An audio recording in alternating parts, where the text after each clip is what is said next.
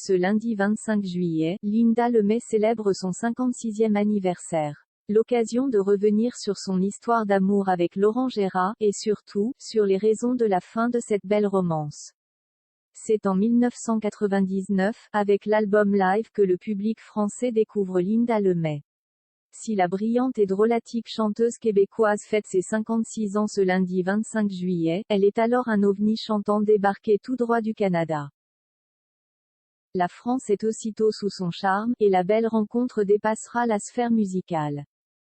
Au début des années 2000, l'artiste croise en effet la route d'un célèbre humoriste et imitateur français, Laurent Gérard, célibataire depuis sa rupture avec l'actrice Mathilde Seigner. Les deux stars tombent amoureuses et vivent une belle histoire. Jusqu'à ce que la distance, elle vivait au Canada, lui en France, ait finalement raison de leur romance et les pousse à la rupture. Malheureusement, comme souvent entre deux passionnés, les deux ex-amoureux ne se quittent pas en très bons termes.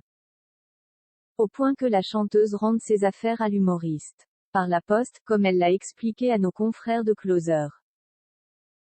Depuis, chacun a refait sa vie de son côté. Déjà maman de Jessie, née en 1997 de son union avec Patrick Huard, Linda Lemay a ensuite partagé un temps la vie de Michael Weisinger, avec qui elle a eu la petite Ruby en 2006 dont elle est depuis divorcée.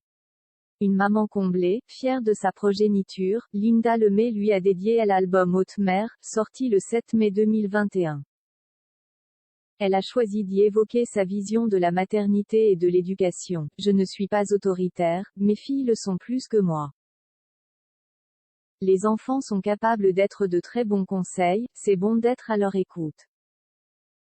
Mes filles voient parfois plus clair que moi sur certaines choses. Dans Haute Mer, il y a une part d'autobiographie, j'aurais bien aimé chanter avec une de mes filles, avait-elle confié à nos confrères de Voici à l'occasion de la sortie du fameux opus.